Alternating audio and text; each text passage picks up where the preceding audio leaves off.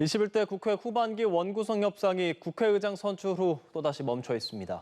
상임위 배분 등 남은 쟁점에 대한 논의가 이어지고 있는데요. 자세한 상황은 국회 연결해서 알아보겠습니다. 최수숙 기자. 네, 지난 4일 더불어민주당 김진표 의원을 국회의장으로 선출하면서 여야가 가까스로 후반기 국회에 문을 열었는데요. 국회 사법개혁특위 구성과 상임위원회 배분 등 세부 사안에 대해선 여전히 평행선을 달리고 있습니다. 오늘은 아직까지 공식 석상에서의 만남 대신 물밑 접촉을 이어가는 모양새입니다.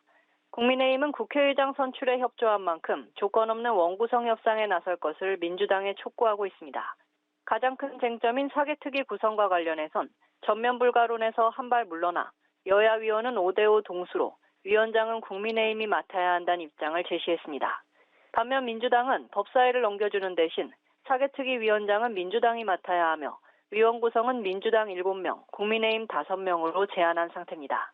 우상호 비대위원장은 오늘 오전 간담회에서 국민의힘을 향해 오늘 중에라도 원내대표 회동을 갖고 원구성 협상을 마무리해달라고 촉구했습니다. 상임위 중에선 법사위 외에도 운영위, 행안위, 가방위 같은 핵심 상임위들을 놓고 줄다리기가 이어지고 있습니다. 여야 모두 재헌절인 오는 17일을 사실상 마지노선으로 보고 있어 이번 주 중엔 타결에 이를 거란 전망도 나옵니다. 여야 당 상황도 어수선한데요. 국민의힘은 내일 이준석 대표 징계 관련 당 수습 방안을 논의한다고요? 네, 그렇습니다. 이준석 대표에 대한 당 윤리위원회의 중징계로 국민의힘의 혼란상이 이어지고 있습니다.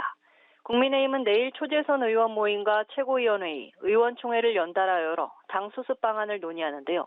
권성동 원내대표는 이번 사건을 거리가 아닌 사고로 해석하고 직무대행 체제를 선언한 상태입니다. 반면 다음 달 전당대회를 열어 지도체제 재정비에 들어가는 거야에 대응하기 위해 조기 전당대회로 당대표를 선출해야 한다는 의견도 당 일각에서 나오고 있습니다. 이 대표는 주말에도 SNS 여론전 외에는 자맹을 이어가며 대응 전략을 부심 중입니다. 민주당은 8.28 전당대회 규칙을 확정하고 오는 17일부터 당대표 후보 등록을 앞두고 있습니다. 유력 주자인 이재명 상임고문이 사실상 등판 시기만 조율 중인 가운데 97그룹인 강병원, 강훈식, 박용진, 박주민 의원과 삼선 김민석 의원까지 6파전 양상입니다.